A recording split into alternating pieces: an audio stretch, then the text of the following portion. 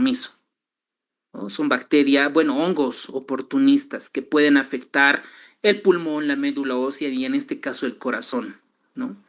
Miren, aquí refiere que la endocarditis por Aspergillus es una entidad muy rara, totalmente de acuerdo, incluso el libro de Harrison no la menciona, que se ha informado solo en pacientes inmunocomprometidos, sino también en pacientes inmunocompetentes, refiere. Quiero ver la manifestación clínica. Ahí está, la presentación de caso. Miren, es una mujer, 39 años de edad, uso de drogas intravenosas. Una pregunta frecuente en endocarditis es, por ejemplo, ¿cuál es el agente etiológico frecuente en pacientes que usan drogas intravenosas? ¿No? ¿Cuál es la causa más frecuente?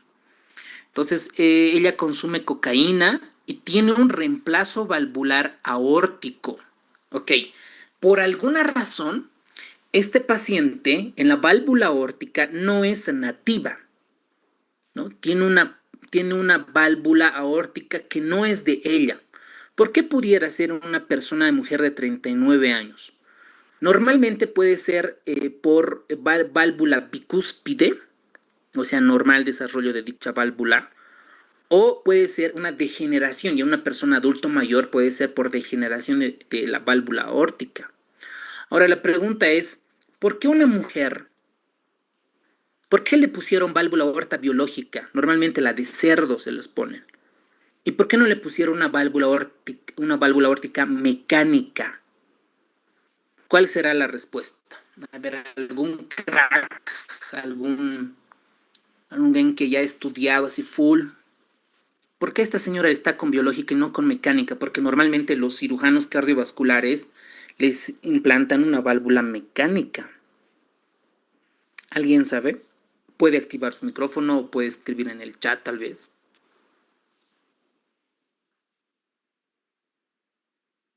¿Nadie?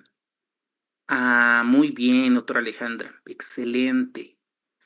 Muy bien, doctora Alejandra. Por la anticoagulación, correcto. Una mujer que desea embarazarse no puede estar con warfarina anticoagulantes porque pueden afectar al producto. Entonces, para evitar la anticoagulación, sobre todo en las mujeres en etapa gestacional que quieren embarazarse, no deben de consumir anticoagulantes. Primera variable, primer criterio. Por eso se les ponen válvulas aórticas biológicas. ¿Cuál es la diferencia entre la biológica y la mecánica? En que la biológica no necesita anticoagulación, pero dura mucho menos tiempo y la mecánica dura más. Ese es, digamos, el criterio. Muy bien, doctora Alejandra. Entonces, esta paciente dice que tuvo un reemplazo valvular aórtico biológico por endocarditis enterococcus fecalis. Primero, lo que nosotros tenemos que relacionar para el examen es que en un paciente con endocarditis y tiene enterococcus fecalis, ¿cuál será el foco? ¿De dónde está viniendo ese enterococo? Primero que tenemos que preguntarnos. Esta endocarditis fue hace más de 10 años ingresada a la sala de urgencias por alteración de nivel de conciencia y choque séptico. Miren, esta paciente ya estaba en choque séptico. Nada raro que estuviera en choque cardiogénico. Los cultivos de la sangre extraídos en el ingreso fueron positivos. Listo. Primera variable, ¿no? Primer criterio mayor importante. Fueron positivos para Proteus mirabilis, ¿no? Mirabilis, y su condición hemodinámica mejoró después del inicio de la terapia con antibióticos de amplio espectro. Y quiero ver, cuando nos dicen de amplio espectro, quiero ver qué le han dado, ¿no? Probablemente banco, alguna cefalosporina o carbapenémicos, probablemente asociados a algunos aminoglucósidos, como describe el libro de Harrison.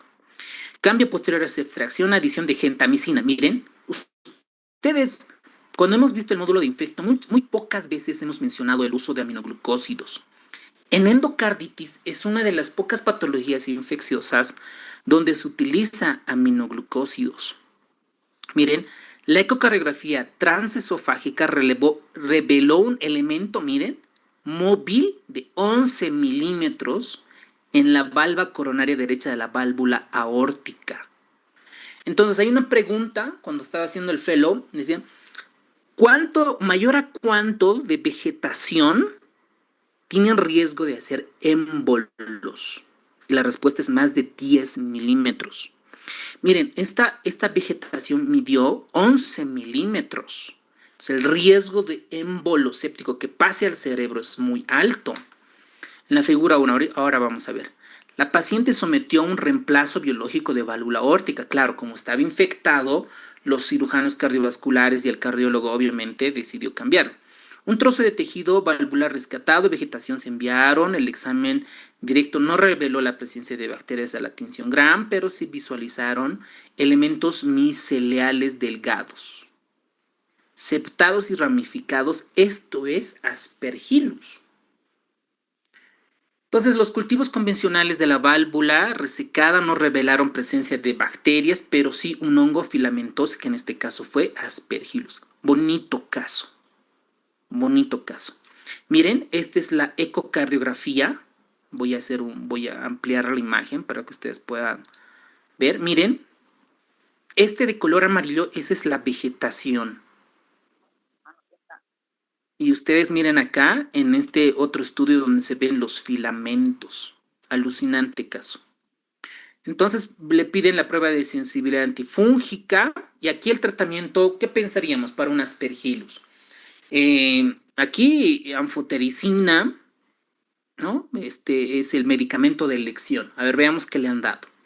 Las pruebas de sensibilidad antifúngica aspergillus le hicieron en la sección de Nigre, se realizaron con varios estudios de laboratorio y las concentraciones inhibitorias del MIC, que habíamos visto en el primer caso, que son las MICs, fueron para anfotericina B, miren, boriconazol, itraconazol y pasoconazol, y caspofungina más y anindalofungina, bien tolerables. Entonces, si bien no se dispone de puntos de cortes clínicos interpretativos para Aspergillus, los valores dice que fueron inferiores a los valores de punto de corte notificados, ¿no? Un dato importante. Por ejemplo, cuando uno sospecha una infección, una neumonía, por ejemplo, para Aspergillus, nosotros tenemos ciertos biomarcadores para la infección para Aspergillus. Y anótense eso, por favor, en tu resumen. Es el galactomanano y el beta-de-glucano. Miren, en este caso, el galactomanano y el beta-de-glucano fueron positivos. ¿Cuándo vas a solicitar o cuándo vamos a solicitar estos biomarcadores? Cuando nosotros estemos sospechando alguna infección por Aspergillus. Y en este caso fueron positivos. ¿Qué más podemos rescatar acá? A ver, aquí el método, la válvula fue la válvula aórtica la afectada por Aspergillus. Los resultados, aquí comparan en cuanto a anfotericina B, boriconazol, caspofungina y otros. Aquí valoran la actividad del biofilm, el antibiofilm, y hacen toda una revisión de literatura, ¿no? En quiénes se han encontrado, hacen una revisión en estado de arte, en toda la revisión no sistemática, ¿no? Que está alucinante, esto les debe tomar buenos meses, y la discusión, ¿no? Bueno, eso es con respecto a la endocarditis, como se presentó en este caso. Ahora vámonos a nuestro tema. Ok, dentro de nuestro tema vamos a tener un paciente de 36 años de edad.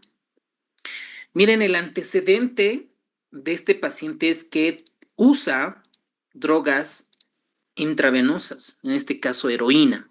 Entonces, uno lo primero que tiene que pensar es cuál es el agente etiológico en un paciente que usa drogas intravenosas. ¿Cuál es primero la bacteria? Dentro de las manifestaciones clínicas tuvo fiebre, perdón, bueno, tuvo fiebre, sudoración nocturna, tiene disnea progresiva. Miren, todo aquí relaciona. La fiebre por la infección, sudoración nocturna igual por la infección. Pero ¿por qué tuviera disnea un paciente con esta infección? Uno se pregunta y refiere, ¿tendrá datos de insuficiencia cardíaca? Tiene dolor torácico y tiene un soplo nuevo, sistólico en foco mitral. Cuando me refieren sistólico, ustedes ya estarán pensando que si es una estenosis mitral o es una insuficiencia mitral. Tiene petequias en la conjuntiva, tiene hemorragias en la astilla y tiene nódulos de Osler. Listo. ¿Cómo yo voy a sospechar de que este paciente pueda tener endocarditis? Primero, por el antecedente que usa drogas intravenosas. Segundo, porque tiene fiebre y tiene un soplo nuevo de insuficiencia. Con estos datos clínicos, yo puedo sospechar que tuviera endocarditis y de manera intencionada voy a buscar nódulos de Osler, lesiones de Janaway, manchas de Roth, todo lo que refiere al libro de Harrison. ¿Ok? Entonces, en un paciente que tiene fiebre, que tiene un soplo nuevo, que tiene manchas de Roth, que tiene nódulos de Osler, que tiene lesiones de Janaway, ¿okay? Sospecho, ¿no?, que tiene endocarditis clínicamente. Tengo que demostrar. ¿Qué voy a hacer? En la parte de urgencias, ¿no? Primero valorar el ABCD, si está en paciente séptico, está en choque distributivo, cardiogénico, etc. Pero acá yo debo de solicitar estudios. Entonces, para diagnosticar que tenga endocarditis, yo debo de cumplir los criterios de Duke. Estos criterios de Duke tienen variables clínicas que ya describimos. Vamos a solicitar un ecocardiograma transtorácico primero sobre el pecho, y si no puede detectar, una ecocardiografía transesofágica por el esófago, y voy a solicitar hemocultivos. Y esta variable es bien importante. Antes de prescribir antibióticos, antes debo de tomar las muestras. Entonces, miren lo que han encontrado. En hemocultivos, en este caso clínico, 3 muestras de hemocultivos en 24 horas desarrolló Staphylococcus aureus. Listo, ya tenemos un criterio mayor. Este Staph aureus es sensible a la meticilina. Se le solicita otros laboratorios complementarios donde destaca una velocidad de eritrosedimentación PCR elevadas, una anemia neumocítica leve y leucocitosis. Ok, datos inespecíficos, ¿no? Algún proceso inflamatorio infeccioso. Pero esto es lo más importante, ¿no? Tiene un ecocardiograma transtorácico que muestra una vegetación de 12 milímetros en valva anterior mitral. Excelente. Yo ya estoy demostrando que el paciente tiene vegetación. Y los criterios de Duke modificados, 2 criterios mayores, miren, hemocultivo positivo, eco positivo, y 2 criterios menores, ¿no? La fiebre y el uso de drogas antivenosas. Entonces yo ya he cumplido los criterios de diagnóstico de Duke y ya confirmo al paciente que tiene endocarditis infecciosa. Entonces, como sé que el hemocultivo tarda y por el antecedente del uso de las drogas intravenosas, yo debo de sospechar un Staphylococcus aureus y por lo tanto tengo que cubrir. ¿Con qué? Con vancomicina. El hemocultivo y la sensibilidad de los antibióticos va a tardar 2-3 días hasta que me reporte la sensibilidad del antibiograma. Yo voy a comenzar con vancomicina. Si me dice que el Staph aureus es sensible a la vancomicina, yo debo desescalar el antibiótico y rotar, desescalar a oxacilina. En este caso, le desescalaron a oxacilina. ¿Por qué? Porque el Staphylococcus era meticilino sensible. ¿Ok? Se repitieron el ecocardiograma a los 7 días, evaluación por cirugía cardiovascular. No fue necesario porque no hubo insuficiencia mitral severa ni embolismos, por eso no le cambiaron, por eso el tratamiento fue clínico. ¿Ok? Muy bien. Con estos datos vamos a comenzar a describir qué es una endocarditis. Ustedes saben que el corazón tiene sus 3 capas, ¿no es cierto? Si nosotros vamos a dibujar, este es el septo, el ventrículo izquierdo, el ventrículo derecho, ¿no? Acá dentro de estas vamos a tener el endocardio, todo está de color verdecito, ¿no? El endocardio. Luego está el miocardio y el pericardio. Y dentro de estas vamos a tener el aparato subvalvular, lo voy a hacer de color lila. Aquí tenemos los músculos papilares, las cuerdas tendinosas, músculos papilares, cuerdas tendinosas, y luego de color rojo voy a dibujar las válvulas. La válvula mitral, ¿ok? Y la válvula tricuspidia. Entonces, ¿qué es lo que sucede fisiopatológicamente? Dentro del endocardio, vamos a imaginar, esta es nuestra membrana basal, ¿ok? Esta es nuestra membrana basal, y ahí tenemos endotelio, endotelio, endotelio, endotelio, endotelio, un epitelio plano simple. Normalmente así está revestido el endocardio. Cuando hay una alteración estructural, por ejemplo, una estenosis mitral o cualquier patología estructural, este endotelio ya está dañado. Por ejemplo, voy a dibujar. Vamos a tener aquí un endotelio. Tenemos el endotelio, pero miren este espacio que le estoy dejando. Este espacio va a hacer que exponga al factor tisular. Al factor tisular. Este factor tisular va a predisponer a que se adhieran varias plaquetas, muchas plaquetas. Acá de color negro voy a dibujar. Varias plaquetas. Entonces, varias plaquetas. Y acá va a tener una red de fibrina.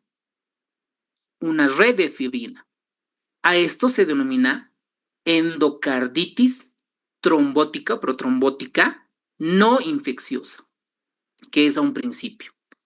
Y una vez que ingresa la bacteria, ya sea de la vía respiratoria, del sistema urinario, del colon, recién la bacteria se va a adherir. Voy a hacer de color amarillo a la bacteria. Se adhiere. Estoy explicando de manera muy superficial. Y recién se forma el biofilm. Miren, el biofilm. Y esto se forma vegetación. Por eso la endocarditis infecciosa, ¿qué es? Es una inflamación del endocardio, ¿ok? Y la lesión prototípica de la endocarditis es la vegetación. Ustedes ya saben cómo está formada la vegetación. Tiene factor tisular, tiene plaquetas, tiene fibrina y tiene bacterias que van a formar un biofilm y eso se va a formar la vegetación. Entonces, esta vegetación, ¿por qué está compuesta? Miren, por plaquetas, por fibrina, microorganismos y muy pocas células inflamatorias. Esto desde el punto de vista anatomopatológico. Y esta vegetación normalmente se ocurre en las válvulas cardíacas. Y uno se pregunta, ¿por qué? ¿Por qué no ataca a la cuerda tendinosa, al músculo papilar u otras? ¿Por qué justo a las válvulas? Porque las válvulas son los primeros que se lesionan en una cardiopatía estructural, ya sea malformación, ya sea por cardiopatía reumática, cualquier alteración valvular. Bueno, primer concepto. El segundo concepto que tenemos que recordar es que primero hay un factor de riesgo y ese factor de riesgo es el endocardio mural dañado. El endocardio, esta parte que ustedes ven acá, por algo está dañado. Hay un factor de riesgo para esto. ¿Dónde se forma la vegetación? En zonas de baja presión. A ver, Gastón, no entiendo esto. ¿Cómo es esto? Cuando nosotros miramos este corazón, estamos dibujando acá, ¿dónde tiene más presión? ¿En los ventrículos o en las aurículas? ¿Dónde hay menos presión, doctores?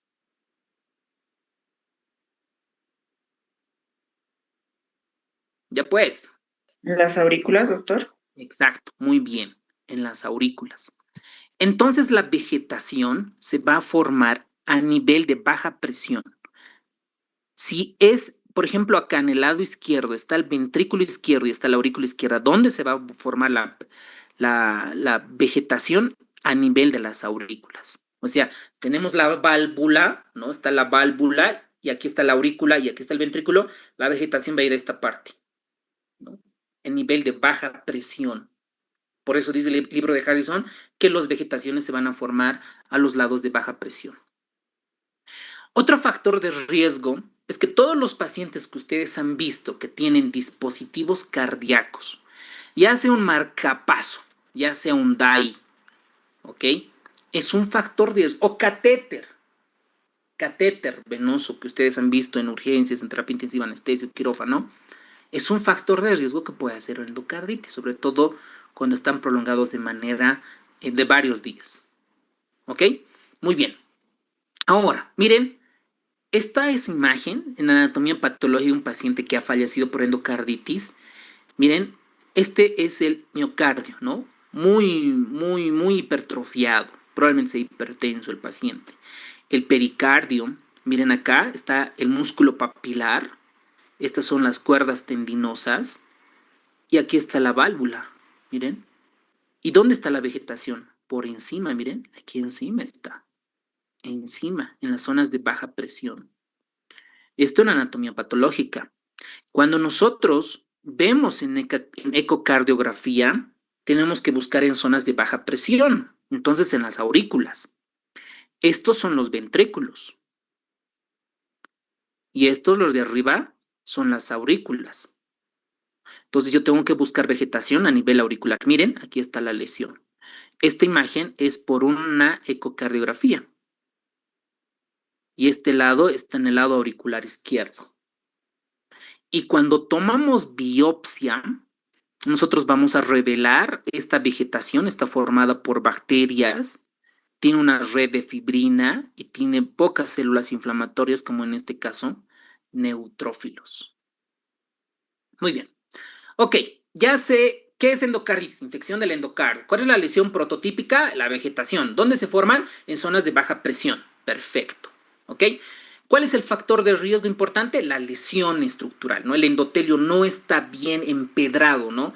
Vemos una calle y tiene piedritas, no está bien empedrado. Imagínense un empedrado que una de sus piedras no está. Entonces ahí se llega las plaquetas, ahí se tapa y se forma la red de fibrina, plaquetas, y una vez que se forma la endocarditis, ¿no? O sea, es decir, la formación de plaquetas, recién una bacteria viene, ¿no? Una bacteria viene, ¡pum!, y siembra, y se forma el biofilm y la vegetación, ¿ok? Alguien se pregunta y dice, ¿pero por qué entran las bacterias? Casi siempre en nuestro cuerpo pueden nadar bacterias. No nos pasa nada porque el macrófago, el neutrófilo lo barren, ¿no es cierto? Sobre todo en las personas que tienen caries, las personas que tienen neumonías, las personas que tienen infección urinaria, las personas que tienen pólipos en colon, cáncer de colon. Entonces pasan a la sangre las bacterias y donde ese empedrado no está su piedra y allí, ¿no? Se va a comenzar a formar. Ok, perfecto con eso. Ahora, la endocarditis se clasifica en dos, en una endocarditis aguda, en una subaguda. Ojo que acá no hay crónica, no hay crónica. Es endocarditis aguda y subaguda. ¿Qué es importante acá? Porque la subaguda no va a tener unas manifestaciones clínicas subclínicas, no es tan florida como en la parte aguda. En la parte aguda el paciente tiene fiebre, tiene soplo, ¿no?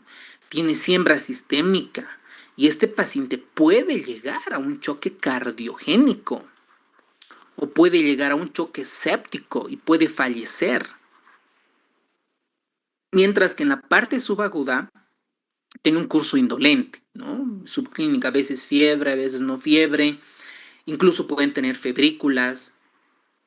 Tiene un daño estructural lento, rara diseminación y puede tener pocas émbolos, pocas complicaciones embólicas. Muy bien. La otra clasificación es por las válvulas. En válvula nativa, nativa significa que el paciente no tuvo cirugía, no tuvo cambio valvular. Otras son infecciones en válvulas protésicas, cuando ya le cambiaron la válvula. Y otra es endocarditis asociadas a dispositivos intracardíacos. ¿Cuál es? Un marcapaso o un desfibrilador automático implantable, un famoso DAI. Bueno, muy bien. Ahora, estos datos de epidemiología probablemente no sean tan importantes porque son datos de los Estados Unidos. Factores predisponentes. Primero, entonces yo tengo que ver quiénes pueden tener endocarditis. El primer dato es que el corazón, por alguna razón, esté enfermo. Antiguamente, el factor de riesgo más importante era la cardiopatía reumática crónica. Ustedes saben que la cardiopatía reumática crónica está asociado mucho a las amigdalitis, ¿no es cierto? Por estreptococos y demás. Pero como ya se han erradicado, Actualmente el factor de riesgo es el uso de drogas intravenosas, válvulas degenerativas, valvulopatías degenerativas, como por ejemplo una estenosis aórtica.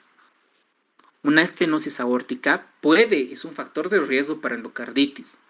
Los pacientes que tienen marcapaso, los que tienen DAI, los que tienen catéter intravenoso, es un factor de riesgo para endocarditis.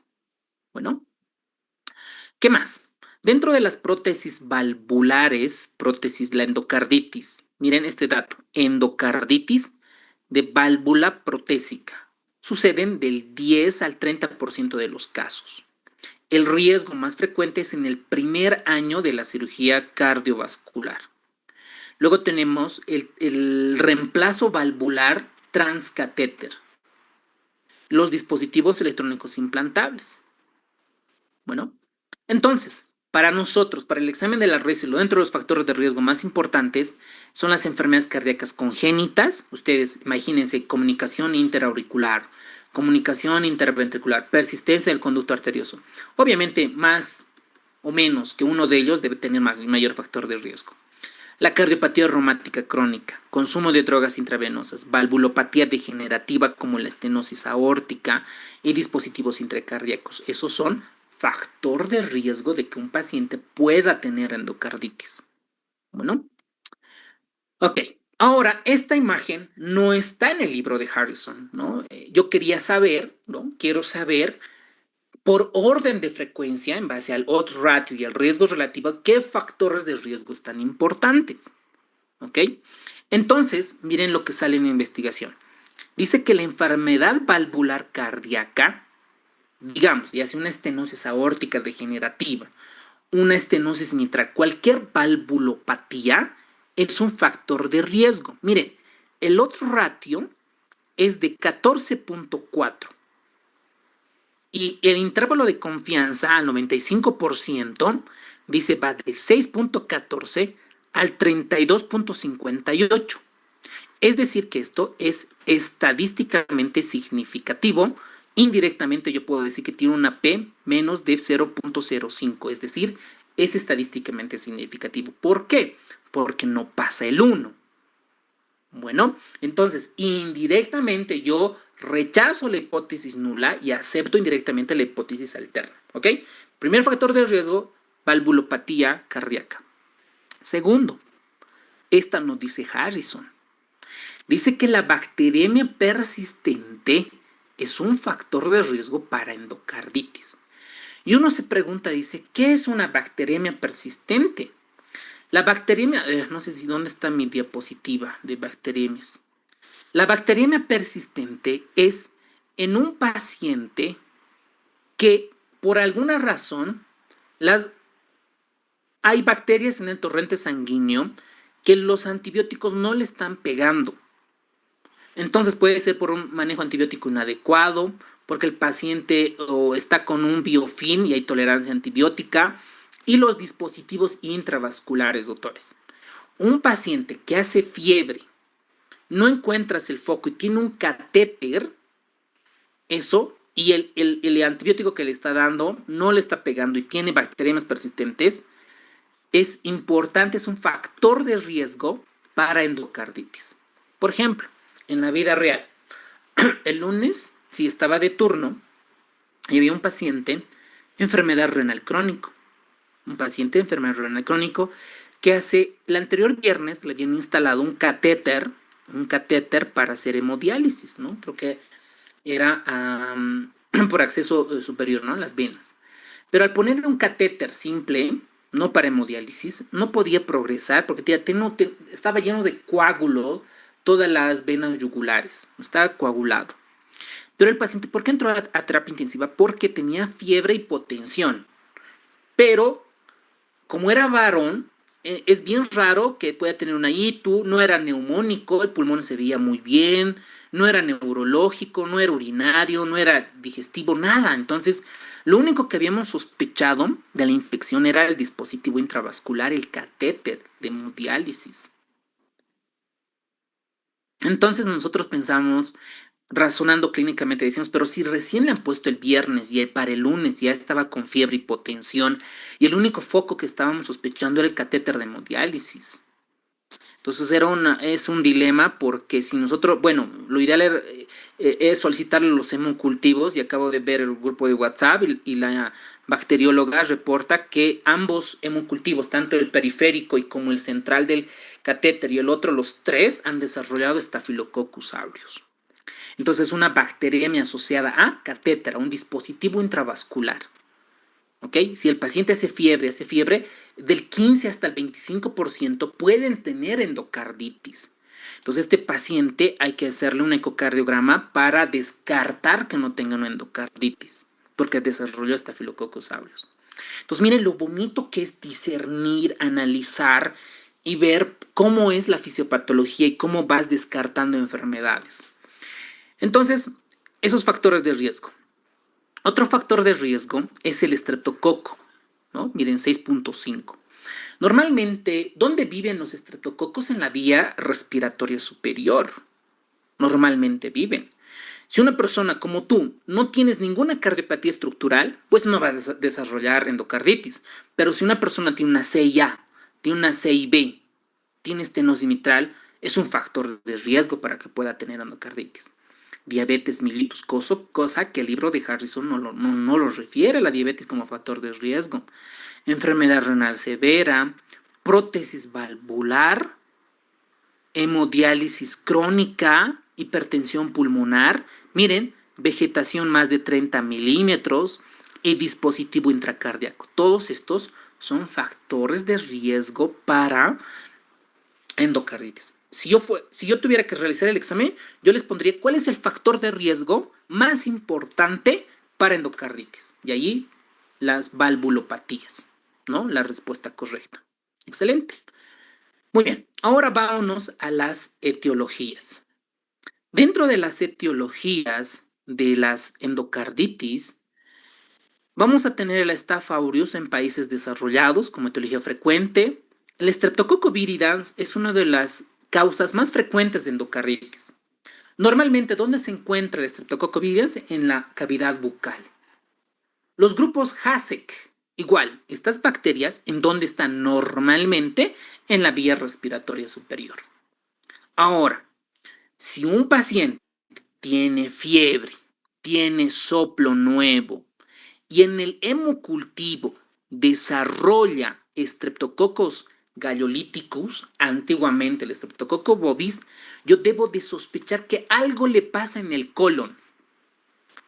Entonces le voy a solicitar una colonoscopía, lo mandaré al gastroenterólogo para que pueda realizar una colonoscopía y descartar que el paciente no tenga pólipos ni tumores en el colon. ¿Ok? Si un paciente tiene fiebre, soplo y en el hemocultivo desarrolla enterococos, yo debo buscar alguna patología genitourinaria. ¿Ok? Lo mismo acá, ¿no? Si desarrolla por ejemplo, si desarrolla Streptococcus viridans, lo mandaré al cirujano maxilofacial, al odontólogo, para que vaya a buscar caries y otras cosas y comenzarlos a diagnosticar y tratar. Bueno, ok, eso con respecto. Ahora, las endocarditis asociadas a atención médica principalmente son, cuya etiología principal es el Staphylococcus aureus coagulasa negativos y también seguidas de los enterococos. Ahora, vámonos, todo esto es en prótesis, bueno, no está mal dicho prótesis, es en válvula nativa. Válvula nativa. En válvulas protésicas las vamos a clasificar de acuerdo al tiempo. En las válvulas protésicas tempranas, es decir, menos de 2 meses, es Staphylococcus aureus. Cuando es más de 2 meses, se comporta como una válvula nativa, que lo vamos a ver en el cuadro que está en el libro de Harrison. En dispositivos intracardíacos, marcapasos, DAI, etc., Staphylococcus aureus, y en pacientes que usan drogas intravenosas, Staphylococcus aureus, que lo más probable sean meticilinos sensibles, y la mayor fractura es la válvula tricuspidia. ¿Ok? Muy bien, están tocando petardos. ¿Saben cuánto está el partido? Metió gol Bolivia. 1-0, 1-0 Bolivia. 1-0, Doc. 1-0 ganamos. Vamos a ganar, Eso. Doctor.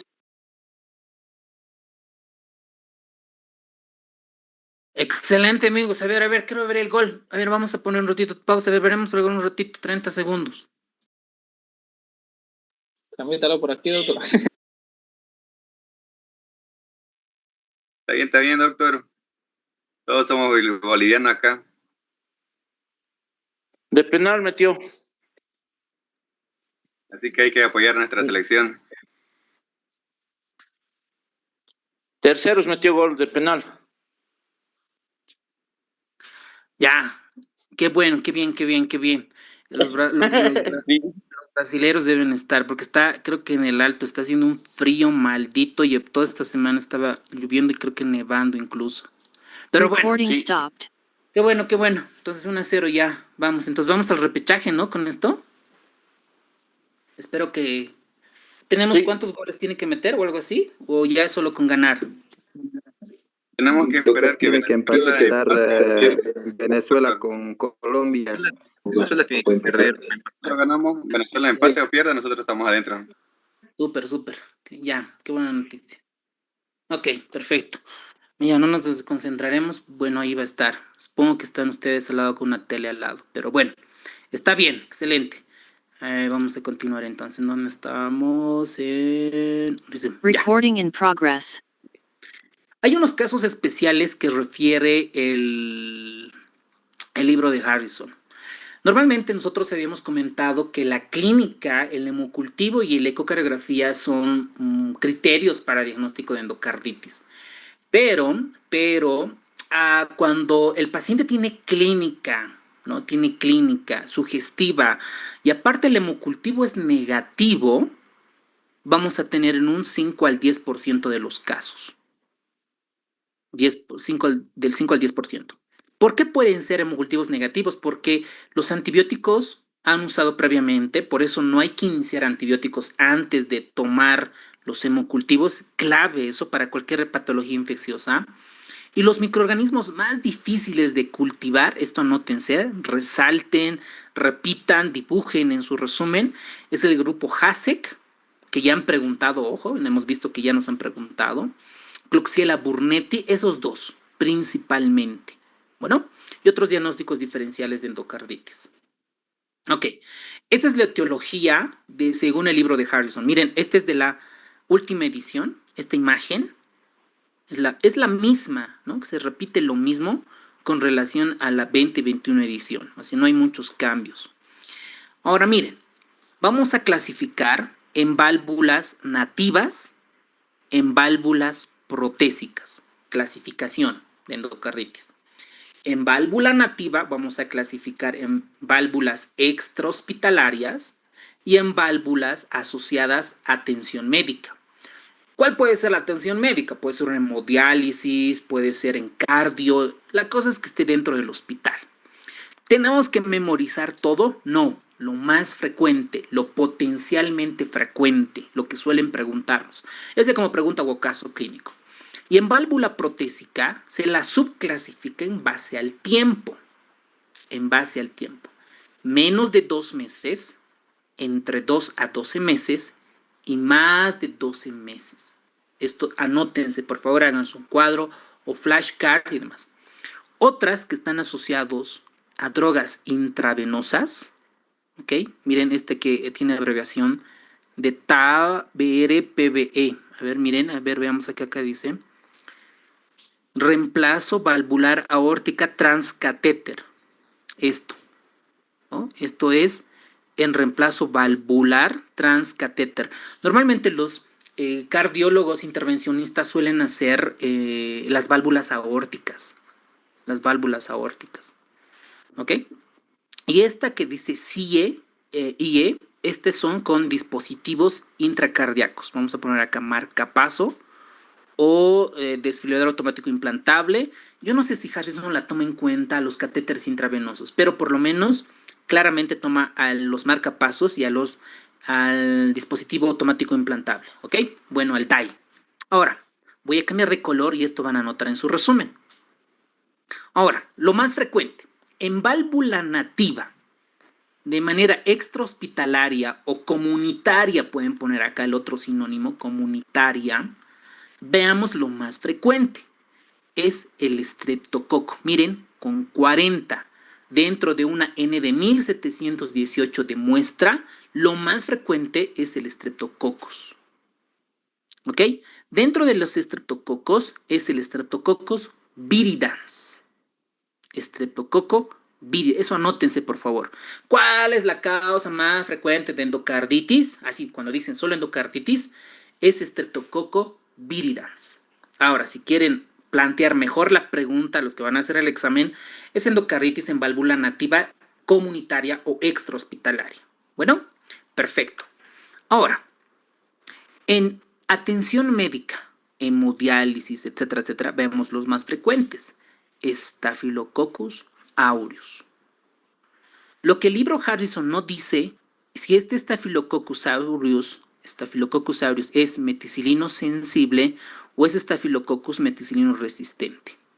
Yo creo que si es asociada a atención médica, probablemente sea meticilino resistente, porque en los hospitales tenemos bacterias más resistentes que a comparación de la comunidad. ¿Ok? Muy bien. Ahora vámonos a las válvulas protésicas. Menos de 2 meses. En una N de 144, en un estudio de corte, lo más frecuente acá, con 33 casos, es Staphylococcus coagulasa negativo.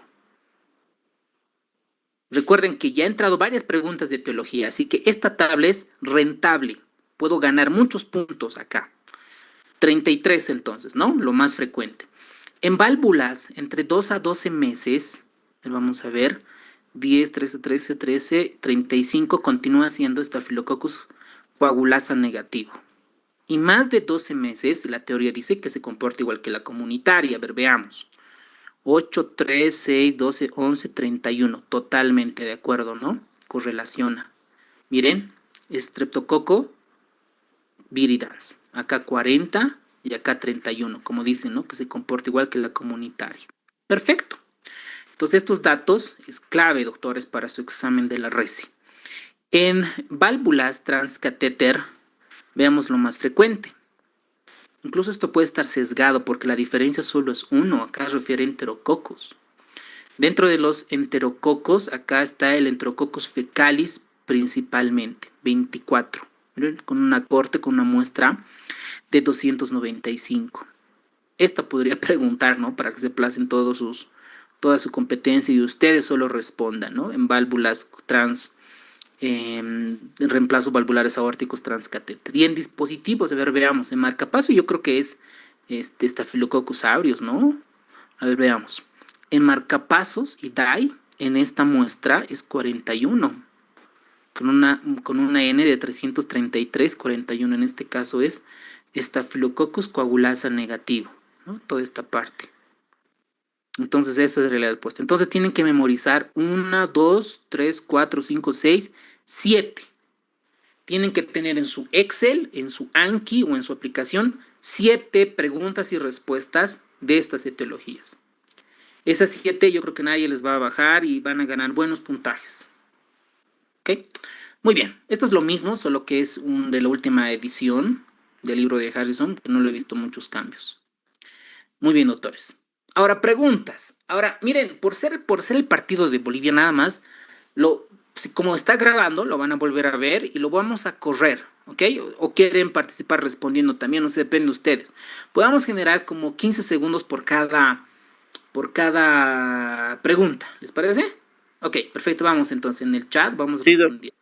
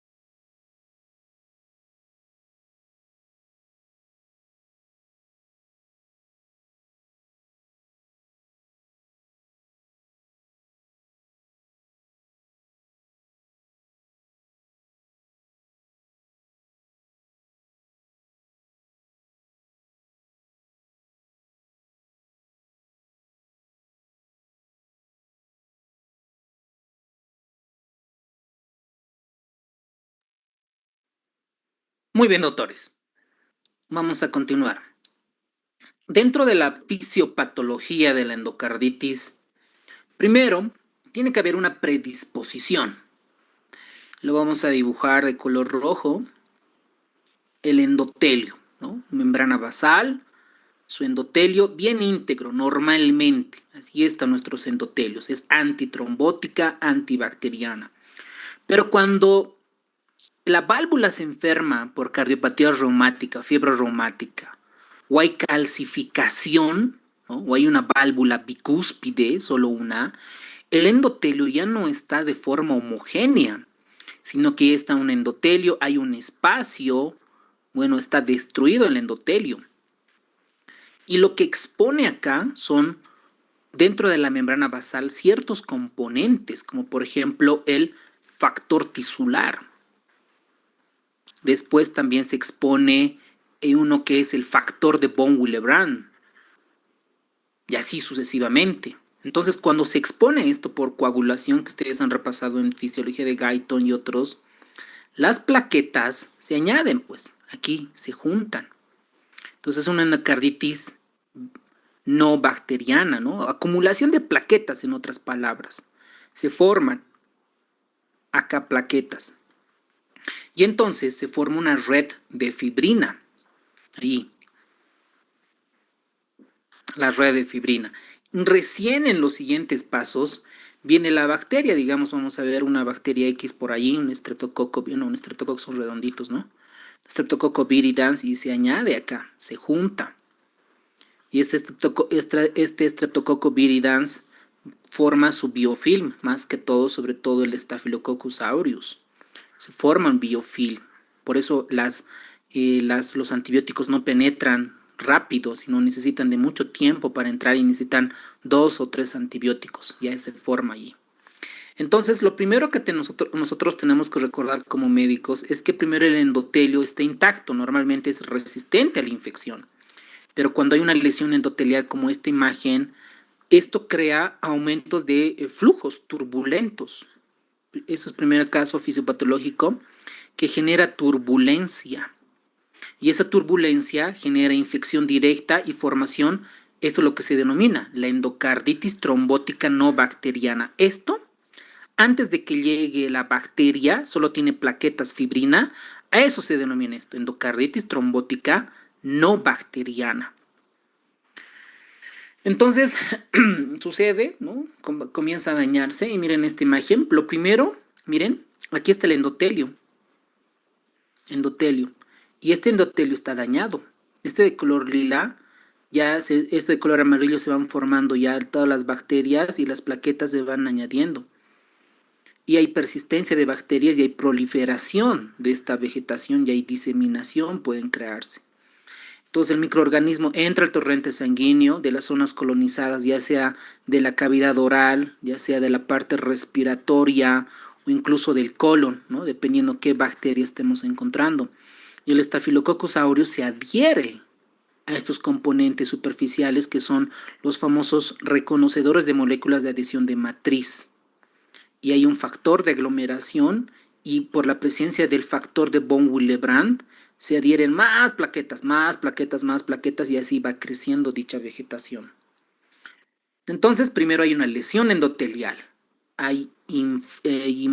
Las bacterias comienzan a colonizar dicha lesión endotelial, se forman los trombos plaquetas y se van formando la endocarditis trombóticas no bacterianas.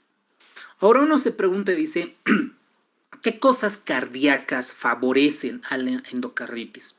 Una es la insuficiencia mitral, otra es cualquier valvulopatía. Habíamos dicho que el factor de riesgo más importante es cualquier tipo de valvulopatía, estenosis mitral, insuficiencia mitral, estenosis aórtica, insuficiencia aórtica, comunicación interventricular, cardiopatías congénitas complejas, estados hipercoagulables como neoplasias malignas, enfermedades crónicas, enfermedades autoinmunes. Recuerdan cuando hemos visto un reuma, el lupus eritematoso sistémico genera un síndrome, una endocarditis que es la endocarditis del Liebman-Sack. Es la principalmente relacionada con esta patología. Entonces, miren esta imagen bonita, creo que es de un artículo de revisión del JAMA, cómo el Staphylococcus aureus se va implantando. Primero, hay un daño valvular. Habíamos comentado que es el principal factor de riesgo. Puede ser degenerativa, puede ser reumática o puede ser por dispositivos. Hay un daño en las válvulas. Y este es el endotelio. Miren, este es un endotelio bonito, sanito, pero este ya está dañado. Y aquí tenemos es de color celeste. Hay expresión de quién? Del factor de von Willebrand. Y el factor de von Willebrand, junto con sus receptores, miren cómo el Staphylococcus aureus se van añadiendo. Y tenemos aquí formándose las redes de fibrina de color celeste. Y posterior a eso ya se va convirtiendo la respuesta inflamatoria sistémica, que es la sepsis. Miren el factor de von Willebrand, cómo va ayudando a que se puedan añadir los Staphylococcus aureus. Vienen plaquetas, vienen neutrófilos y se van generando la famosa vegetación. Aquí quiero llegar, que el Staphylococcus aureus se adhiere al endotelio vía fibrina y factor de von Willebrand. Posible pregunta de examen. ¿Cómo el Staphylococcus coloniza, se adhiere al endotelio, al endocardio en realidad, a través de la fibrina y el factor de von Willebrand? Después hay otras bacterias que también se van añadiendo al endocardio a través de moléculas que son componentes reconocedores de las matrices moleculares. Por ejemplo, tenemos dentro del Staph aureus el factor de aglomeración. ¿Qué es el factor de aglomeración? Fibrinógeno y fibrina. ¿Ok? Dentro del Enterococcus fecalis, ¿cuáles tenemos principalmente? Tenemos a las proteínas ACE, a las proteínas FCC2 y los pelos o pilis también de los Enterococcus fecales. Del Streptococcus viridans están los peptidoglucanos, específicamente los glucanos, y están las adericinas orales. Esto obviamente es un poquito más de profundidad, espero que puedan recordar para el examen. Ahora, ¿cómo se va formando dicha vegetación? Primero hay una adhesión bacteriana al endocardio, hay una proliferación de microcolonias, hay un estado procoagulante, la vegetación ya está infectada y van creciendo los microorganismos de manera superficial y llegando a la parte de la profundidad. ¿Ok? Eso con relación a la fisiopatología o a la patogenia. Ahora, ¿cómo llega el paciente? Miren este estudio de Harrison que lo muestra. Primero, miren, lo más frecuente tenemos que buscar. Lo primero, miren, con un 80-90% los pacientes tienen fiebre. Fiebre. Después tienen otras condiciones, escalofríos, anorexia, otras, pero vamos a buscar un poquito más. Esta, soplo cardíaco. Fiebre con soplo cardíaco, habíamos visto que tenemos que sospechar endocarditis. ¿Qué más? Hay otras manifestaciones. Miren, los nódulos de Osler, esto les encanta preguntar en los exámenes en México, Argentina, Brasil, Europa, Estados Unidos. Les encanta preguntar, ¿qué son los nódulos de Osler? ¿Cuál es la diferencia con lesiones de Janaway? ¿No? Estas lesiones de Janaway. ¿Qué son las manchas de Roth, etcétera? Pero, miren, en cuanto a frecuencia, solo es el 2 al 15% que tienen. Los pacientes que tienen endocarditis, lo más frecuente es que tienen fiebre y soplo cardíaco. Eso deberían de preguntarnos, ¿no? O en el examen deberían de decir, un paciente con endocarditis, ¿qué manifestaciones clínicas son las más frecuentes? ¿No? Ahí podrían poner fiebre y cefalea, fiebre y falla cardíaca, sepsis con artralgias, fiebre con soplo cardíaco, lesiones de Janaway con Osler, etc. Entonces, la respuesta correcta es fiebre con soplo cardíaco. Eso es relevante, importante para nosotros como médicos para sospechar endocarditis. ¿Ok? Muy bien, a nivel laboratorial, a ver, veamos qué es lo más frecuente. Miren, alguien pudiera decir leucocitosis, ¿no ve? Pero no.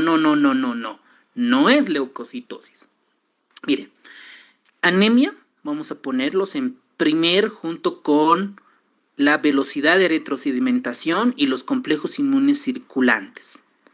Estos tres datos tienen que memorizar, recordar para el examen. Ahora, podrían preguntarnos, ¿no? ¿Cuál es la manifestación laboratorial más frecuente de endocarditis? Debería de ser acá complejos inmunitarios circulantes. Miren, hasta el 100% en cuanto a frecuencia. Si no está esta opción, ya podríamos pelearla entre anemia y el aumento de la velocidad de eritrosedimentación. Pero si nosotros queremos ser un poquito más quisquillosos, más específicos, debería de ser anemia, ¿ok? No es como dicen, no, alguien en una visita médica les preguntábamos a los residentes o los internos, ¿cuál es la manifestación laboratorial más frecuente en endocarditis?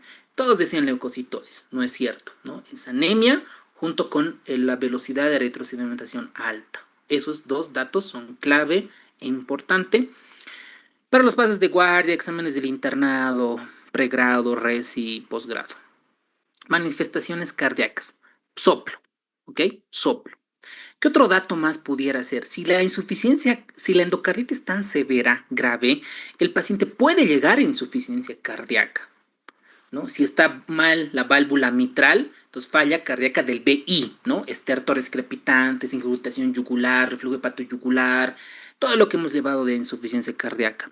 Si es en el lado derecho, válvula tricuspidia, toda la manifestación de falla cardíaca del BD, ¿ok? Primer dato. ¿Puede llegar a choque cardiogénico? Por supuesto puede llegar a choque cardiogénico. Otro dato es, en vida real que hemos visto, son las bradiarritmias. Disminución de la frecuencia cardíaca. Incluso estos pueden llegar a bloqueos auriculoventriculares de tercer grado. El paciente se sincopea, se desmaya, le tomas la frecuencia cardíaca y está en 30. Entonces, un bloqueo auriculoventricular en un paciente con un fiebre, etcétera, puede ser un absceso perivalvular. Escuchen, anótense. Absceso perivalvular. ¿Por qué? Porque como está la válvula y alrededor se hace dicho absceso y por lo tanto el sistema de conducción no pasa de las aurículas al ventrículo. Hay un bloqueo auriculoventricular. ¿Ok? Después pueden tener fístulas, pueden tener bloqueos cardíacos que les he comentado, abscesos perivalvulares, embolias en una arteria coronaria, etc. Manifestaciones cardíacas. Ahora, ¿qué es lo más frecuente? Bonita pregunta. Yo creo que soplo. Soplo es una de las manifestaciones clínicas cardíacas, probablemente la más frecuente dentro de endocarditis infecciosa. ¿Ok? Y esto es lo que les comentaba. Les encanta preguntar esto en exámenes fuera de Bolivia, ¿no? ¿Qué es las lesiones de Janaway, Osler, Roth, hemorragias subunguales, etcétera, etcétera? Vamos a discernir cada uno de ellos. Las lesiones de Janaway, normalmente, estas suelen presentarse como manifestaciones periféricas no supurativas, mientras que las hemorragias subunguales y los nódulos de Osler pueden generarse en pacientes con endocarditis con Staphylococcus aureus. ¿Qué es en resumen? ¿Se acuerdan cuando nosotros teníamos un endotelio ahí, endotelio dañado, está lleno de plaquetas, lleno de vegetación? Esto es lo que puede volar, puede viajar a cualquier lado. Entonces se desprende esta vegetación, puede ir al ojo, puede ir a la boca, a la piel, puede ir a los riñones, a cualquier parte, puede causar infartos incluso. Entonces miren este dato, miren, les hemos hecho una clasificación acá, las diferencias entre nódulos de Osler y las lesiones de Janaway. Los nódulos de Osler son dolorosos. Tú identificas al paciente y le palpas, presionas, se queja de dolor al paciente. Normalmente son rojos y violáceos. La lesión típica es en manos y en pies, mientras que las lesiones de Janaway son lesiones eritematosas, hemorrágicas, planas y no duelen, son indoloras.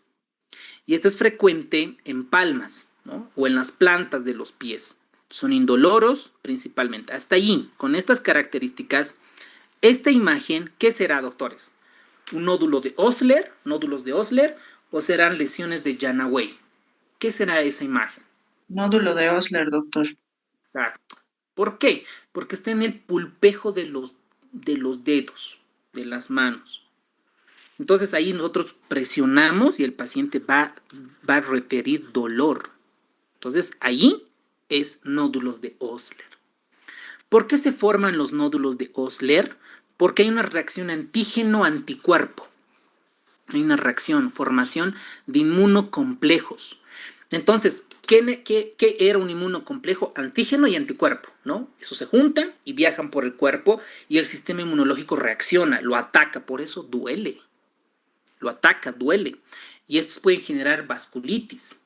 Y esto es más frecuente en endocarditis subagudas.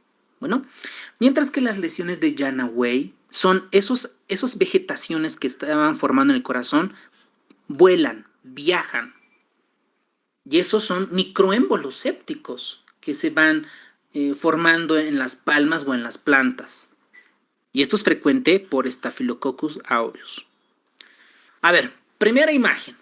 Esta que ustedes ven en la planta de los pies está en el hallux. El primero, ¿es nódulos de Osler o es lesiones de Janaway? ¿Qué les parece?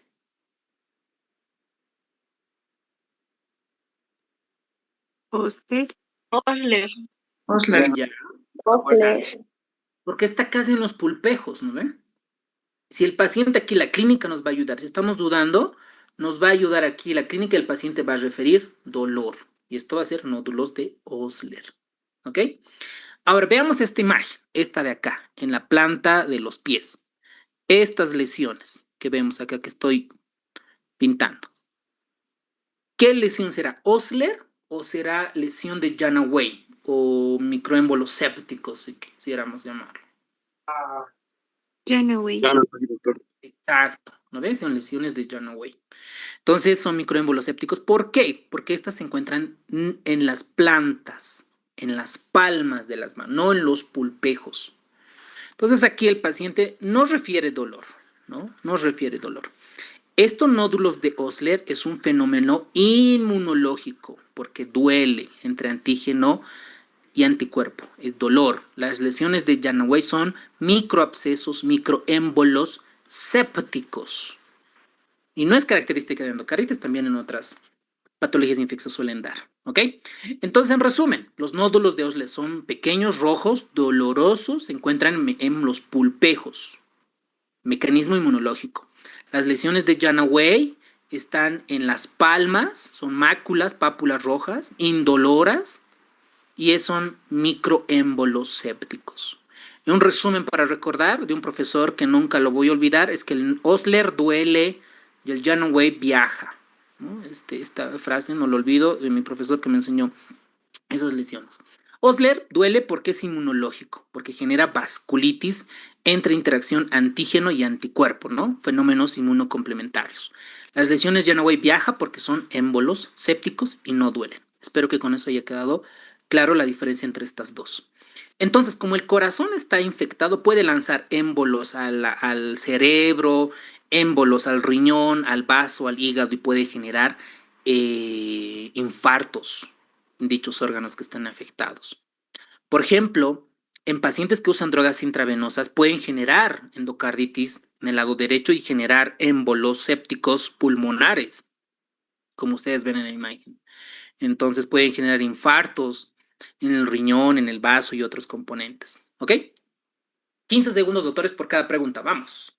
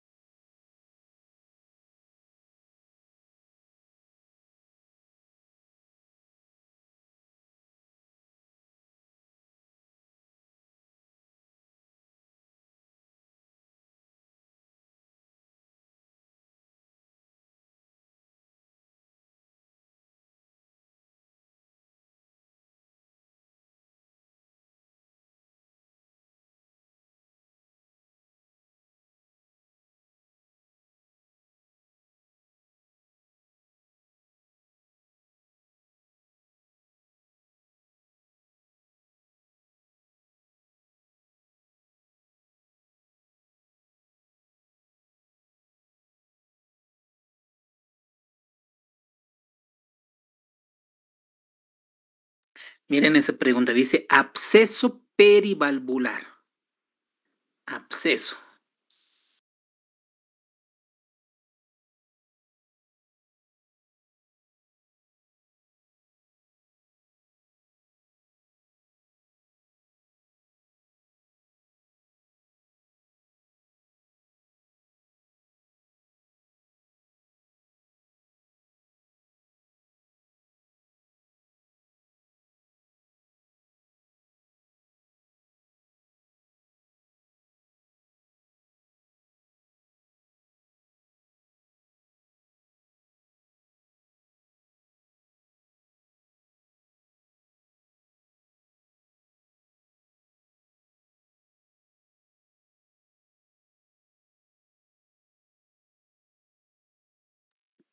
Muy bien, doctores, vamos a terminar la clase con diagnóstico y tratamiento.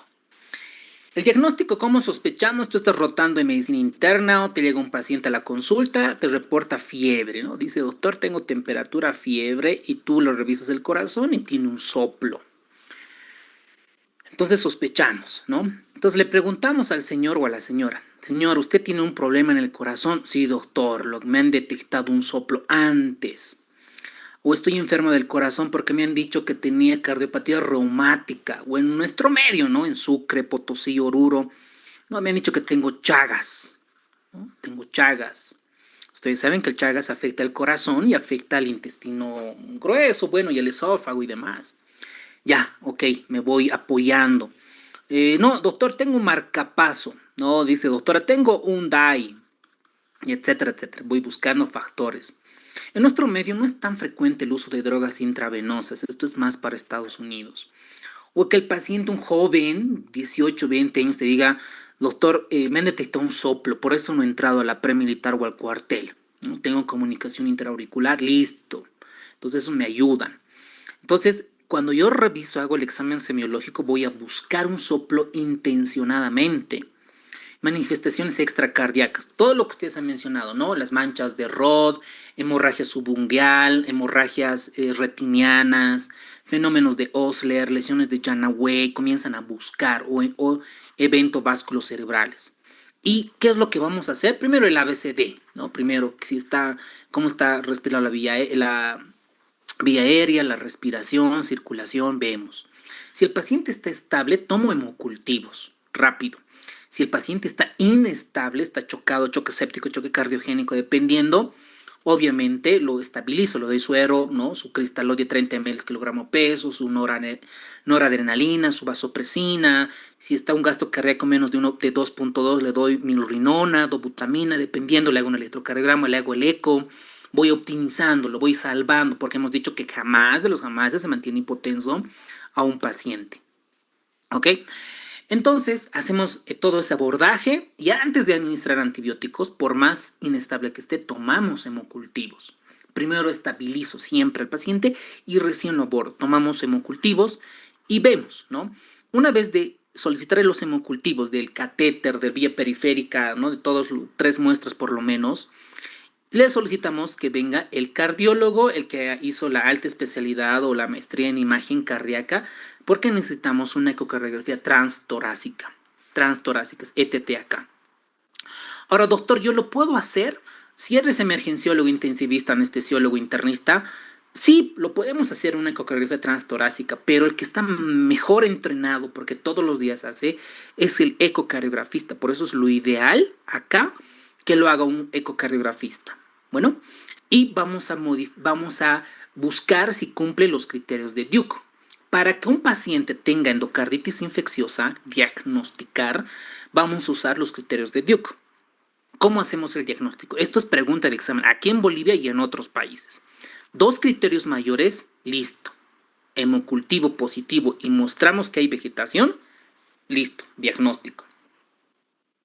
Ahora, puede ser 1 mayor y 3 menores. 1 mayor, 3 menores.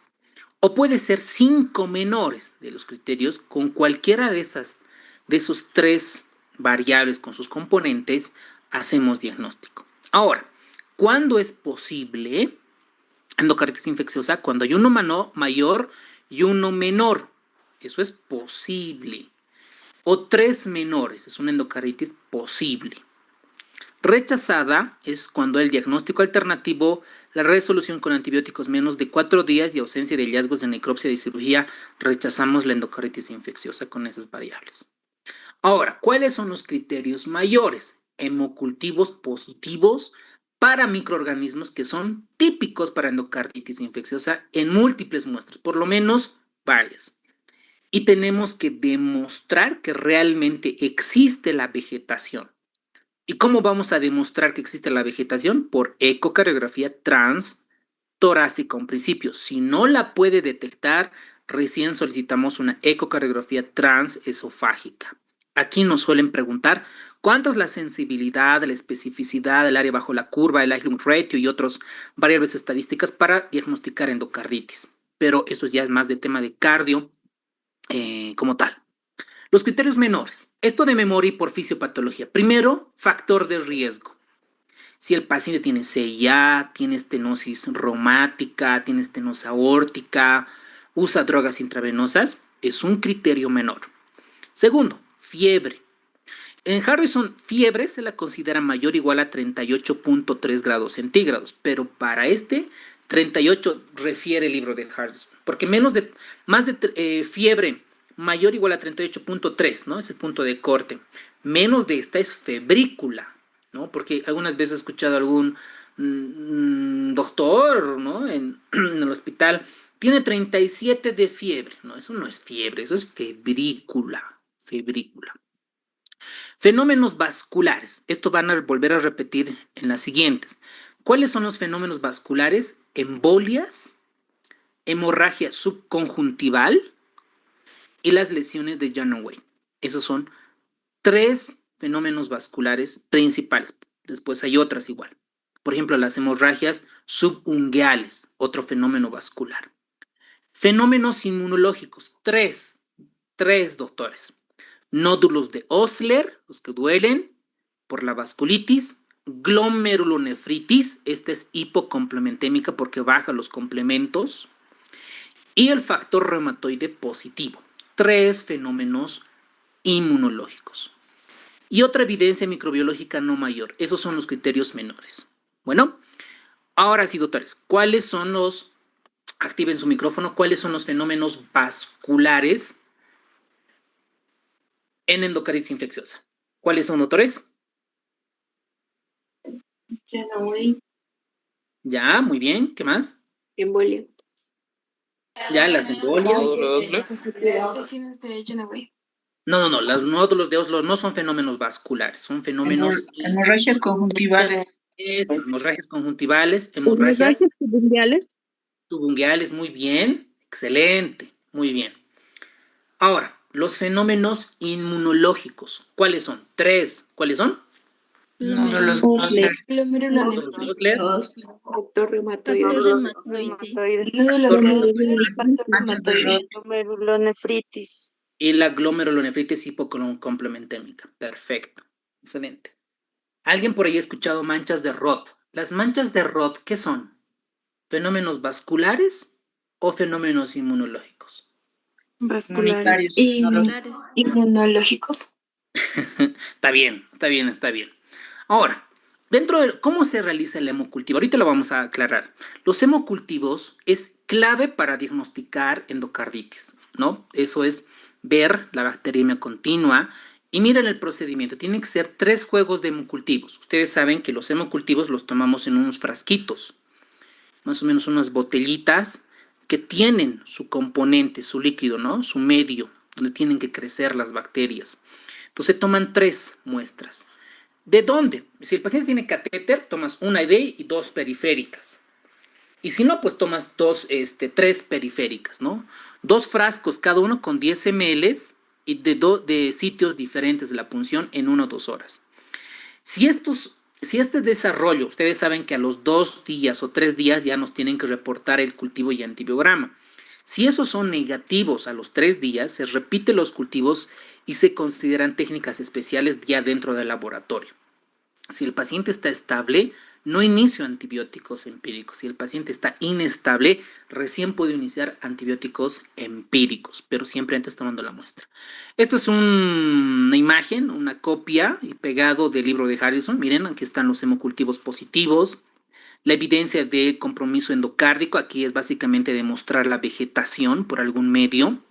Y miren acá, miren, los microorganismos típicos de endocarditis en 2 hemocultivos, dice. En 2 hemocultivos separados. Y así, ¿no? Si el hemocultivo positivo persiste, dice, definido como una recuperación de microorganismo consistente en endocarditis, los hemocultivos obtenidos deben tener con más de 12 horas de diferencia. Para nosotros, hemocultivos positivos para gérmenes comunes. Ahora, ¿cómo demuestro la vegetación? Por ecocardiografía. ¿Ok? Ahora, esta ecocardiografía positiva puede ser la demostración de tumoración intracardíaca oscilante en las valvas. Por ejemplo, yo voy a dibujar una válvula y en las zonas de baja presión, ¿no es cierto? O puede ser un absceso perivalvular, que también es otro criterio. O si tiene una válvula protésica, ya está, puede haber dehiscencia parcial de la dicha válvula protésica, ¿no? Ya no está implantado, está ahí volando, digamos, entonces ya es un criterio. O insuficiencia valvular nueva, es otro criterio de compromiso endocárdico para pacientes como criterio mayor para endocarditis. Los criterios menores lo mismo, ¿no? Factor de riesgo, fiebre mayor a 38, fenómenos vasculares, miren, embolia, infarto, aneurisma micótico. Miren, aquí voy a comentarles algo. A un paciente con endocarditis casi no se la anticoagula. Ustedes cuando van a cubrir, ¿no? Atienden en una clínica privada, hospital, los cirujanos, medicina interna, otras, ustedes prescriben anticoagulación profiláctica, ¿no? Enoxaparina 40 miligramos, heparina sódica 5.000 unidades internacionales, subcutáneo IV cada 12 horas. Aplican. En endocarditis casi está contraindicado, doctores. En endocarditis no se anticoagula al paciente. ¿Saben por qué? Por el riesgo de hemorragia, sobre todo en el cerebro, porque esta endocarditis generan aneurismas micóticos. Estos aneurismas micóticos se pueden romper cualquier momento y generar hemorragia. Entonces, cuando les pregunten por qué no se anticoagula en un paciente de endocarditis por el riesgo de hemorragia, porque se forman aneurismas micóticos. Bueno, miren, otro fenómeno vascular es la hemorragia intracraneal, las hemorragias conjuntivales y lesiones de Janaway. ¿Ok? Entonces, fenómenos vasculares. Fenómenos inmunitarios. Habíamos dicho 3 y ahí añadiendo los manchas de Roth. Primero, nódulos de Osler. Fenómeno reumatológico inmunológico. Glomerulonefritis hipocomplementémica y el factor reumatoide positivo. Y las manchas de Roth. ¿Qué son las manchas de Roth? Esto es al fondo de ojo. Al fondo de ojo se ve unas manchitas y ahora les voy a mostrar, tengo un par de imágenes por ahí.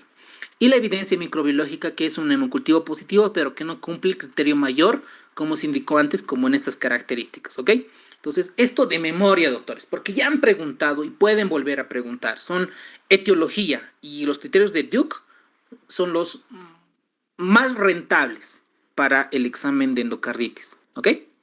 Ahora, aparte de hemocultivo, ecocardiograma y la manifestación clínica, tenemos otras pruebas distintas al cultivo. Por ejemplo, las pruebas serológicas para Brucella, Bartonella, ¿no? Klebsiella, Burnetti y otros. Tenemos amplificadores de la reacción de cadena de polimerasas para ciertos organismos y pruebas moleculares para sospechar cuando no tenemos algún microorganismo identificado y el paciente todavía continúa con clínica de endocarditis. Ahora, este dato ya es un poquito más profundo, ya más para cardio como tal. Miren, la ecocardiografía transtorácica, la que hacemos, la que pedimos y la hacen en el tórax, no puede detectar fácilmente las vegetaciones menos de 2 milímetros. Primer dato. Y está limitada en válvulas protésicas y transcatéter de válvula aórtica. Por eso, si el paciente continúa con fiebre, no hemos identificado la vegetación y demás, solicitamos la transesofágica. La transesofágica tiene una sensibilidad más del 90% para identificar las vegetaciones. Y puede fallar entre un 6 al 18%, sobre todo en reposición de válvula aórtica transcatéter. Si es negativa pero sospecha clínica alta, se debe repetir a los 7-10 días y incluso la ecocardiografía transesofágica 3D mejora el diagnóstico de prótesis y algunas endocarditis asociadas a dispositivos. Entonces, estos valores, doctores, clave. Y otras imágenes que nos pueden ayudar es la tomografía computarizada con angiograma, el PET-CT, ¿no? Que nos pueden ayudar a identificar dichas lesiones. Muy bien, doctores.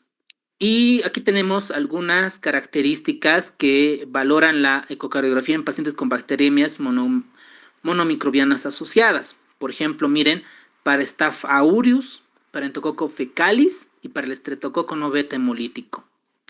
Aquí tenemos los aislamientos en hemocultivos. El Staphylococcus aureus frecuentemente vamos a aislar en dispositivos intracardíacos, marcapaso, DAI y demás. Endocarditis previas, uso de drogas intravenosas, pacientes que hayan debutado con hemorragia cerebral periférica, meningitis y otras condiciones. Enterococcus fecalis, sobre todo con un paciente que tiene un origen desconocido. Para Streptococcus beta hemolítico en más de 2 hemocultivos positivos y una especie de Streptococcus gallolíticos u otras, sobre todo en pacientes con soplos cardíacos o valvulopatías. ¿Ok? Aquí tenemos un algoritmo para diagnóstico de endocarditis. El paciente viene con soplo, el paciente viene con fiebre y vemos cómo está la tomografía, la ecocardiografía torácica. Si es positiva, ¿no? En pacientes con bajo riesgo y baja sospecha clínica, solicitamos rayos X y vemos los datos ecocardiográficos para detectar. Si esto tiene alto riesgo, solicitamos una ecocardiografía transesofágica para detectar dichas complicaciones. Si no hay datos ecocardiográficos de alto riesgo, no necesariamente necesitamos la ecocardiografía transesofágica. ¿Ok? Muy bien, doctores. 15 segundos para cada pregunta.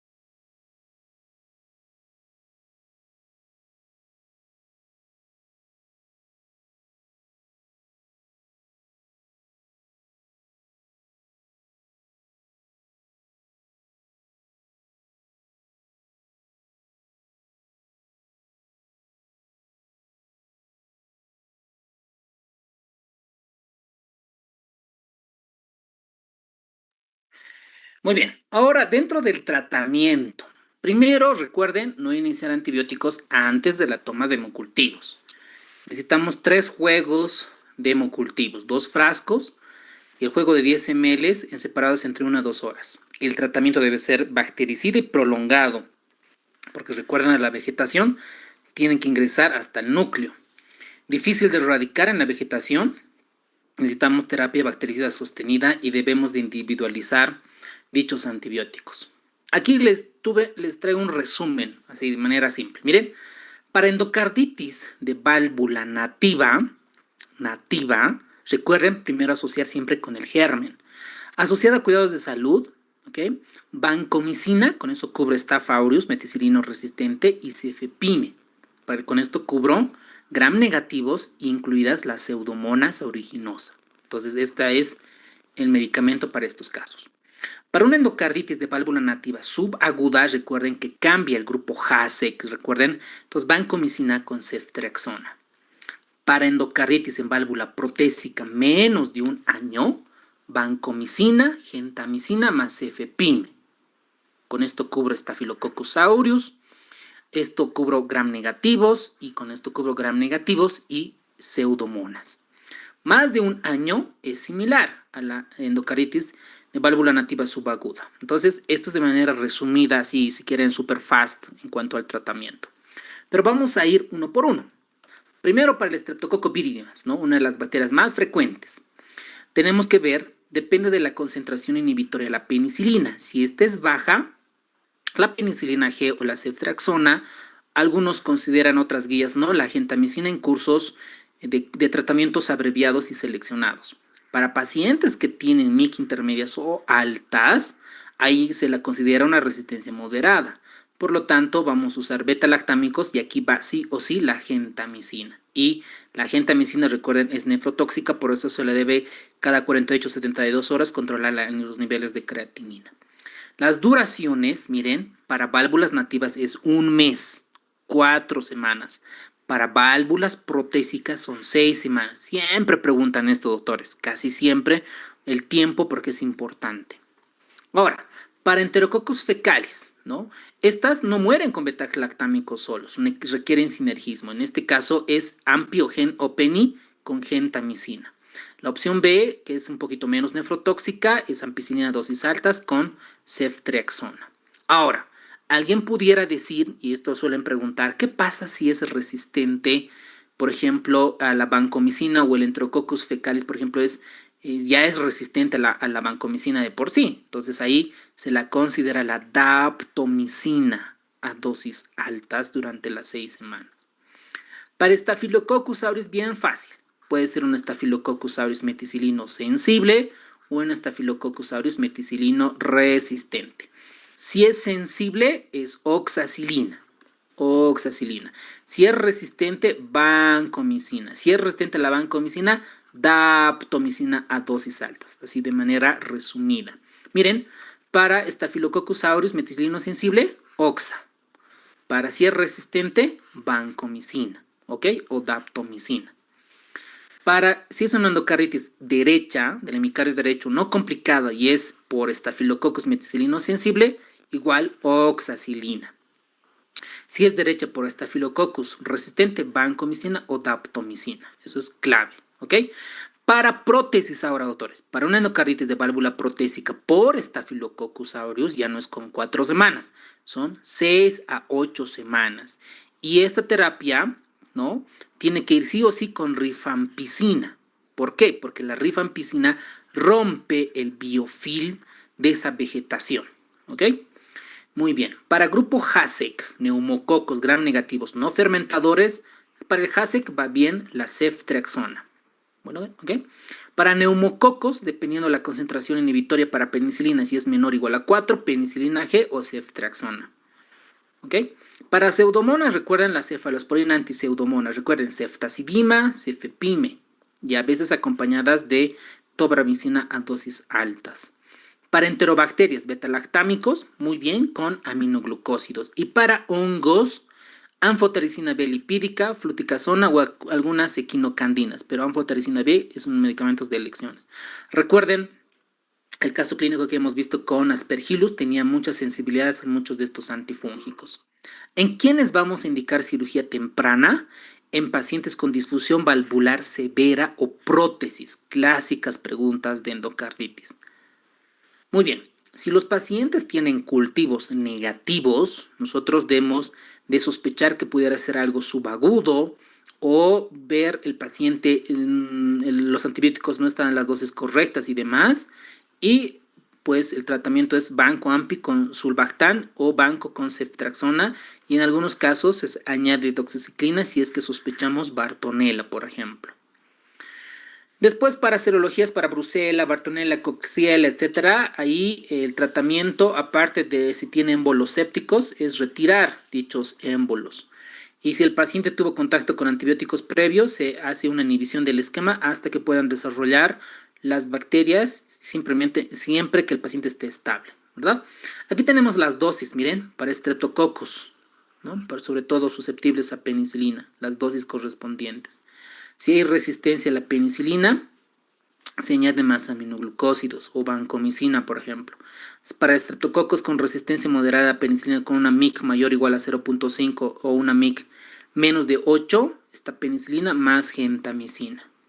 Y para los enterococos, ¿no? Que ya hemos comentado muchos de ellos, lo mismo para el estafilococos, depende de la sensibilidad a la meticilina. Si es sensible, oxacilina, ¿no? Si es resistente, vancomicina. Para grupo HASEC, ceftriaxona. Para Klebsiella burnetii, doxiciclina. Para especies de Bartonella, doxicilina más gentamicina. Esto creo que serían los más rebuscaditos para preguntarnos. Para hongos, anfotericina B.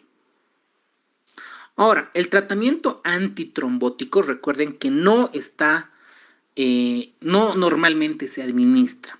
Hay casos excepcionales. ¿En quiénes? En pacientes que tienen válvula protésica mecánica, en pacientes con fibrilación auricular con estenosis mitral, o un paciente que tiene un riesgo alto como un CHA2-VASc mayor o igual a 2, o en pacientes que tienen tromboflebitis venosa profunda. Solo en estos casos está indicado la anticoagulación. El tratamiento quirúrgico, ¿en quiénes van a requerir cirugía de urgencia? Vamos a clasificar en dos: cirugía requerida para obtener resultados óptimos y considerar con seriedad cirugía para mejorar la evolución. Por ejemplo, cirugía requerida en endocarditis con válvula nativa en pacientes con falla cardíaca, ¿no? O que estén en choque cardiogénico. Pacientes con abscesos perivalvulares o fístulas o bloqueos cardíacos. Eso necesitan cirugía. Pacientes con bacteriemia que son persistentes sin causa extracardíaca de 7 a 10 días con tratamiento antimicrobiano. Otra indicación. Y para terminar, la falta de efectividad de tratamiento antimicrobiano, como por ejemplo para hongos, para Brucella y otros. Y en pacientes con endocarditis con válvulas protésicas. En resumen, ¿qué les puedo comentar? En un paciente que el corazón esté jodido, está a punto de morir, tiene que entrar a cirugía, ¿no? Y estas indicaciones. Luego tenemos las consideraciones seriadas, ¿no? Endocarditis de válvulas protésicas y en válvulas nativas. Miren este dato. En endocarditis que tienen una vegetación móvil más de 10 milímetros, estos a mí en el examen que me han preguntado, estos necesitan cirugía para mejor evolución, porque el riesgo de embolismo es alto. Miren, émbolo sistémico previo y disfunción valvular graves. Lo mismo pasa en vegetaciones más de 30 o en pacientes con fiebre persistentes mayor o igual a 10 días. Entonces, esta tablita para parte quirúrgica es re importante. ¿Ok? Aquí lo mismo, ¿no? ¿En quiénes vamos a intervenir quirúrgicamente? Urgente el mismo día en pacientes con choque cardiogénico, falla aórtica aguda, abscesos o rotura de saco pericárdico. Esto es potencialmente preguntable. Y dentro de los 1 a 2 días ya es algo relativo. ¿Ok? Y la prevención. Todo paciente, ustedes conocen un paciente con CIA, CIB, tiene estenosis mitral, cuando vaya al dentista tiene que hacer profilaxis. ¿Con qué? Con amoxicilina 2 gramos, vía oral, 1 hora antes del procedimiento. ¿Ok? Entonces esas son las indicaciones que tenemos. Muy bien, doctores, hemos terminado la clase. 15 segundos por pregunta y pues creo que hemos pasado, ¿no? A la siguiente fase. Muy bien, doctores, que les vaya muy bien. Vayamos contestando y con eso terminamos la clase. Mañana cirugía. Y el jueves nos vemos con medicina interna, ¿ok? La parte de psiquiatría ha viajado a su congreso, creo que es en Sucre, Congreso Nacional Internacional de Psiquiatría, y por eso estamos aprovechando estos tiempos que nos faltan, ¿ok? Muchas gracias, doctores, por estar en la clase. Nos vemos hasta el día jueves conmigo.